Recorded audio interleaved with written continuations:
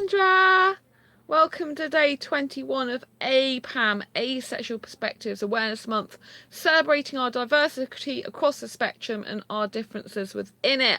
I'm sorry if you can hear a lot of noise tonight because my next door neighbours are having a massive barbecue house party and it's really, really noisy. I have closed the window in my bedroom, but yeah, you can still hear the music and the talking and everything else. So if it's a bit noisy in the background, I'm sorry about that. There's nothing I can do about it. Today I'm feeling really sleepy actually, which I'm not normally feeling, and that's because I went to bed at 3 o'clock last night, like 3 a.m. like I usually do, and then I fell asleep on my bed, and I woke up at 7, and I started straight away getting on the computer to do some work. And when I say work, it's like social media stuff. And then after about an hour and a quarter of doing all that, I then went to the cinema on a self date and saw Sherlock Gnomes, which is a sequel to Romeo and Juliet. It was really, really amazing and awesome. I had a brilliant time. Um, and then yeah, I came home. I haven't got cable because I'm going to look internet, so I am using my phone again. So until I get a cable for my iPad, which should be soon, this coming week, then my phone's going to have to do, which isn't so good as my iPad. So anyway, in today's video, I want to talk to you about what are the positives of being asexual. And this again is taken from my Asexual Perspectives 47 Asexual Stories, Love, Life and Sex, A Celebration of Asexual Diversity book. I actually get loads of people, they private message me. It's like, oh, they ask me a lot about asexuality and across the spectrum to explain it to them, which I can do, no problem. But my book shows you what the asexual sexual spectrum's like, you know? It's got 46 different asexuals that I interviewed around the globe and across the asexual spectrum for it. Took me a year to do, and it's strategically compiled so that it asks all the questions that you want to know what asexuals really think in regards to love, life, and sex, and asexual relationships, and how they view the world, and how it is for them living in this highly sexualized world as an asexual. So if you haven't got a copy of my book yet, it's on Amazon. It's a really good read. I know I wrote it, but I'm not just saying it for me. I'm saying it because there's lots of people in it that took part in it. And without them, I couldn't have even done the book. So, and it does answer pretty much majority of the questions that you could think about being asexual. So please give it a look. You know, even if you just read the beginning bit of it, which you can, because it's such a long book. Like in the printed edition, it's about 560 pages, which means you can go to the Amazon, the Look at Me bit, and you can see quite a good proportion of the introduction, my story, and the first story after mine for free. So it's worth just checking it out and seeing what you think. Anyway, what are the positives about being asexual is what I asked my 46 interviewees. And obviously they got to ask me that at the end. So this is Darcy's story. I feel like I'm good sounding. I'm going to start this again. I told you I'm a little bit sleepy today. Anyway, Darcy's story. I feel like I am a good sounding board for friends when they are having sex/relationship problems. I offer a different outlook, usually, that helps them make decisions most of the time. It sounds very arrogant, but I say this because friends have told me directly. I have one friend that calls me when she needs to be rational.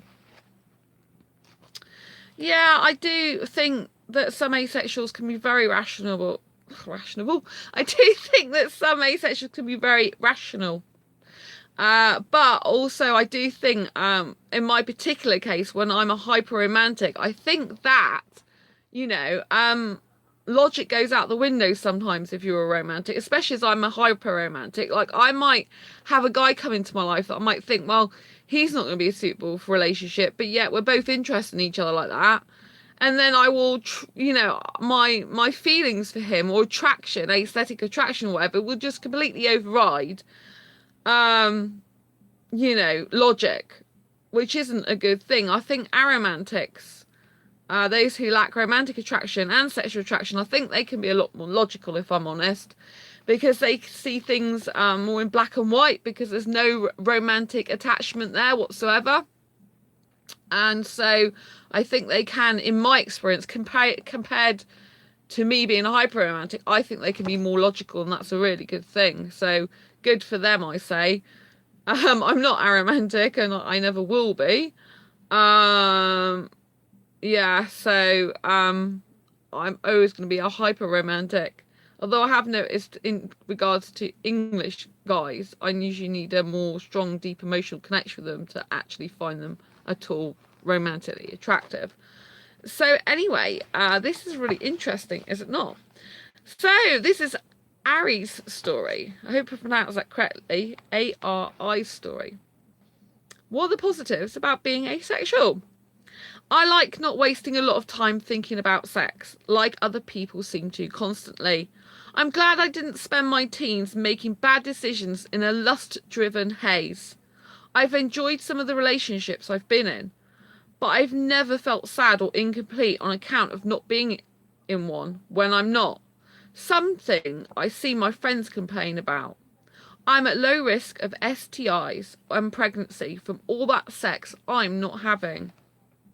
I like falling into relationships with straight women where they can call me their boyfriend without worrying about things being too gay if we had sex as a trans guy.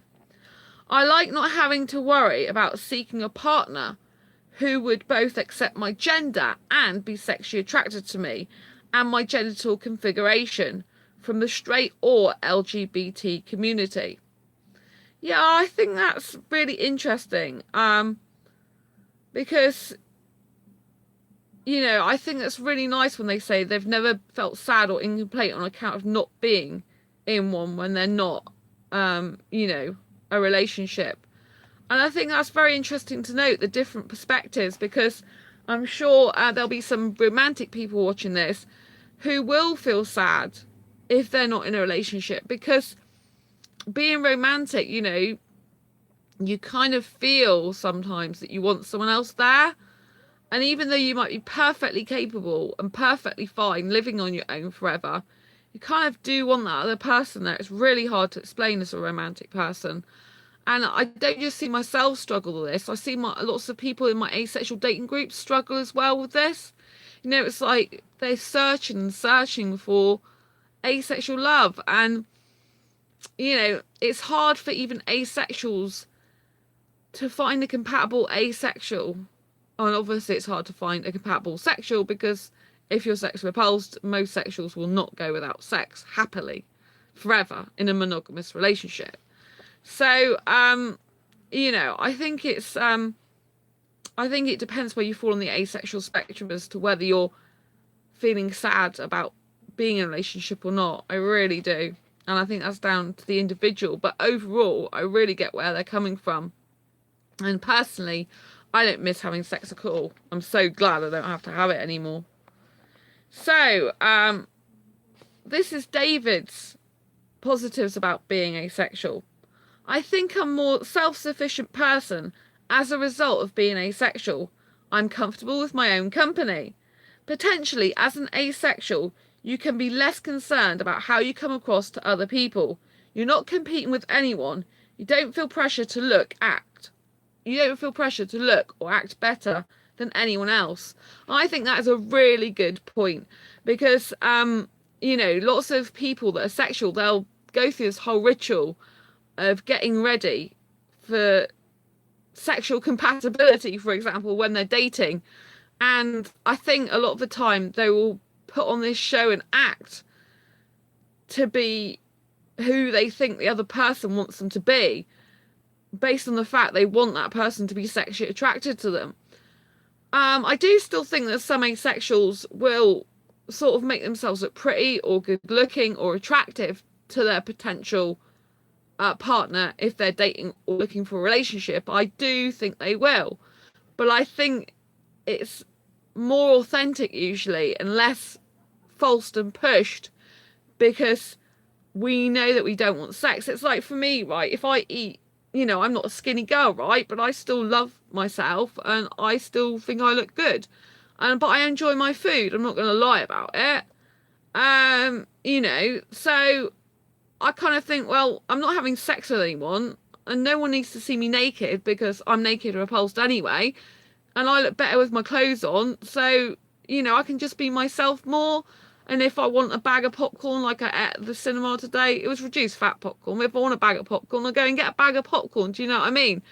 I won't be so like worried about stuff like that because I'm not going to sleep with a person or have sex with anyone. I mean, it was I was going to cinema on my own anyway, but do you know what I mean? So I'd have been going to the cinema with someone. You know, I know that I'm not going to be having sex if it was someone of the opposite sex that was attracted to me because I just don't want it and I don't need it and don't get the urge for it. And I think that's really important. So I do agree with David quite a bit on that. That you know, we don't have to be so concerned how we come across because we're not trying to preen ourselves up for having sex, which is what we don't want, usually, as an asexual. So, what do you think? What are the positives about being asexual for you? I obviously there's a ton that I can think of. I mean, I don't like sex. I don't need sex. I don't get the urge for it. I don't get the want for it. And I now know that I can live, love, and eventually hopefully find a relationship without any sex being involved ever. So I have a chance of being in a romantic relationship, which, to be quite honest, I closed the door on before I found out I was asexual. I just like couldn't date sexuals ever again. I just couldn't. The sexual energy surrounding the person that's interested in me like that is just too overwhelming and too horrible for me. I can feel the sexual energy. I know when someone's sexually attracted to me, usually I can feel it. You know, I just don't want that. And I think that's a huge benefit to me. When I held asexual meetups, which I've got my next one in September, I officially announced it in private message today, the date, the 8th of September. So we're going to do some VR gaming. It's going to be amazing. You know, when I have my meetups and around guys, it's so nice because I know that I can be myself, and I know there's none of that energy or tension there. You know, we're having a very, very small mini meet of me and a friend in my city and a guy who lives near my city. You know, and it'll be just nice to have another guy friend because I know he's not going to come on to me or fancy me, and that hopefully I'll get on well with him. We'll get on well with each other, and we can hang out together sometimes and go cinema or meet up for drinks and food, and it'll just be really nice to have another guy friend. And I think it's a huge benefit if you're asexual to get out and meet other asexuals in person, even if you have to travel, because it's just so worth it. You know, you don't have the hassle like you do around sexuals. You know, if I'm not saying all sexuals are bad. Some of my best friends are sexuals. Don't get me wrong. I'm not saying that. But if you are going to have some male company because you like being around guys, for example, I like being around guys. I love having guy friends, and I want to meet someone for a relationship as well. But I know in my quest to find a relationship, even if I'm around asexual guys, they may too be looking for a relationship. But me and them might or might not be compatible. What I'm saying is, in those case scenarios, I don't have things to worry about like I would before. You know, it's because I know that whether they like me or not for a relationship potential, just my friend, I know there's none of that sexual tension or energy there. It's diddly squat. Do you know what I mean? It doesn't exist. And I can feel that. And I just feel so much more relaxed, calm, and can be myself. Now, don't get me wrong, I do have relationship anxiety, which I think I've mentioned quite a few times recently, in the fact that if I am attracted to a guy and I'm interested in for a relationship and then he's actually gets serious about me, I kind of want to run a mile. Because that's just from my past, you know, because I've had bad relationships and been with really untrustworthy guys, then I instantly go into this sort of panic, terror, fright mode. So even though I desire a romantic relationship because I'm romantic, it terrifies the heck out of me actually potentially being in one. And, you know, that's kind of hard. I don't know how I'm going to get out of that. And if I ever could, it's like a protection mechanism as well, though. And I'm glad I've got that protection mechanism. I need it because, you know, I do kind of jump head first or eyes first or heart first if you want sometimes. And it's not good for me, to be honest. And so, although I don't like having relationship anxiety and it's a pain, and I think sometimes it could cloud my judgment, at other times it's just spot on, you know, it's saying something's wrong, this is too rushed, don't do this. I think I'm going to have to be friends with the guy for quite a long time. And I also need someone who'll move as well. You know, so unless they live near me by any chance. which is very unlikely because the chances of getting asexual compatible with you in your city is quite remote, even if you have got other asexuals in your city. I've got one in mind. We're good friends, but not each other's type romance wise. But like I said, I'm meeting this new guy. I'm not thinking about anything other than going to be his friend, really. I don't even know what orientation he is, but it's just be really nice to meet another asexual guy who lives near me, who I can possibly hang out with sometimes. So that's going to be really exciting. So yeah, I just think there's so many positives. I think you can focus a lot on other things and being productive in your hobbies and interests when you're not focused on sex. I think you can get better relationships potentially because I think that you're not letting the sexual attraction cloud your judgment. Because I think when people are in the sexual sort of relationship sphere, I think they can jump into a relationship and then they keep that relationship going by the binding of sex somehow. It's like sex makes everything better. Like kiss, make up, and have sex.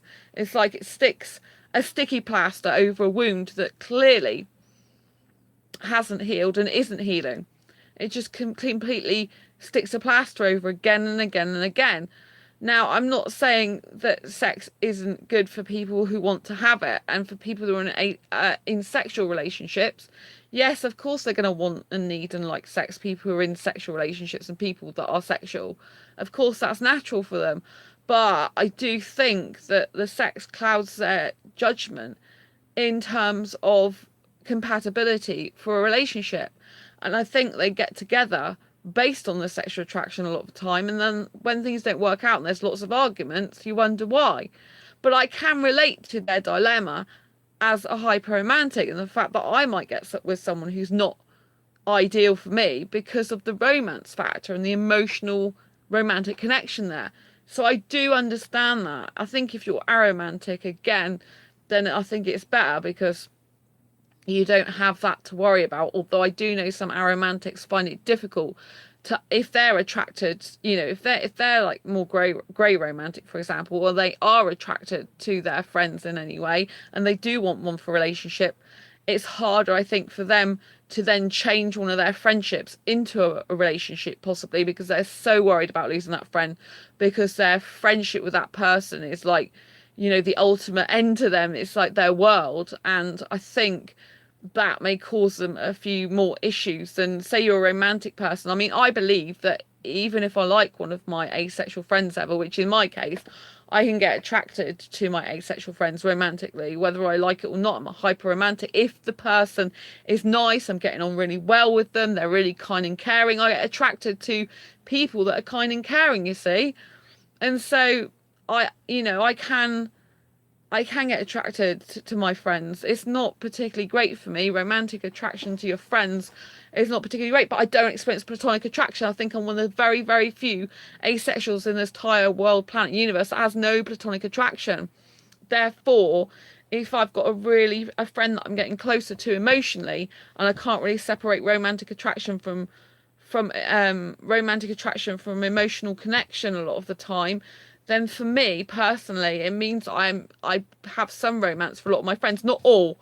But there's a guy who lives in my city. I'm not romantically attracted to him at all, but I do like him as a mate. I think of him more of a mate than a friend. I kind of separate them into different words, so it's kind of more of a manly mate type of friendship than some of my other friends, which would be more of a cute close friendship bond, if you know what I mean. It's really hard to describe, but I really hope I've described that well from my point of view. I know I'm rare asexual.